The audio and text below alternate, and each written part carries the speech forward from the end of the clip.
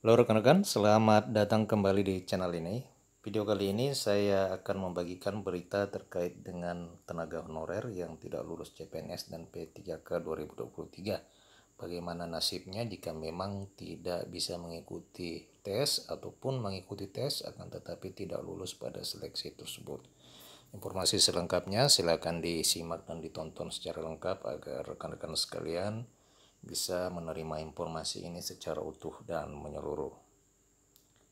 Rekan-rekan sekalian, jauh sebelum tahap seleksi pendaftaran ditutup dan saat ini tahapan seleksi CPNS dan P3K sudah pada tahap pengumuman hasil tes dan seleksi administrasi calon pegawai negeri sipil dan P3K 2023. Pemerintah telah mengumumkan bahwa tenaga honorer ini akan diprioritaskan dan akan diangkat menjadi aparatur sipil negara. Tindakan dari pemerintah ini merupakan salah satu upaya dalam rangka penanganan penghapusan tenaga honorer dengan menjadikan tenaga honorer sebagai prioritas di dalam rekrutmen calon pegawai negeri sipil dan P3K. Pemerintah telah menetapkan kuota sebanyak 80% dari jumlah total untuk para tenaga honorer, terutama pada formasi P3K. Sementara 20% sisanya memang khusus disiapkan untuk masyarakat umum. Seleksi aparatur sipil negara, baik untuk pegawai negeri sipil maupun P3K, dikenal memiliki persaingan yang sangat ketat, keterbatasan kuota, dan banyak tahapan seleksi yang harus diikuti menjadikan seleksi ini sangat kompetitif. Namun bagi tenaga honorer yang mengikuti dan ikut serta di dalam seleksi PNS dan P3K tahun 2023, pemerintah telah memberikan jaminan terkait dengan nasib mereka. Bahkan jika mereka pun tidak lolos di dalam seleksi CPNS maupun P3K 2023, tenaga honorer ini masih dapat bekerja di instansi mereka seperti biasa. Jaminan itu telah diumumkan oleh pemerintah melalui rancangan undang-undang tentang aparatur sipil negara terbaru yang telah disahkan pada tanggal 3 Oktober yang lalu.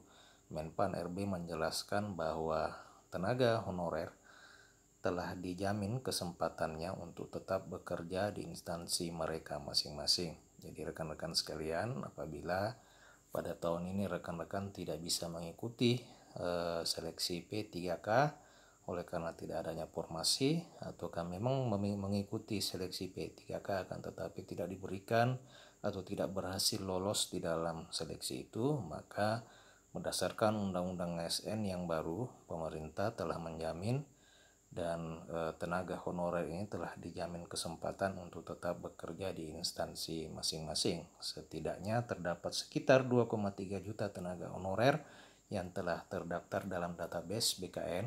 Rencananya para tenaga honorer ini tetap akan diangkat menjadi P3K oleh pemerintah, yakni diketahui bersama bahwa P3K berdasarkan Undang-Undang Aparatur Sipil Negara akan disiapkan menjadi dua, yakni P3K full time dan P3K paruh waktu, meskipun tanggal pasti pengangkatannya itu belum dipastikan.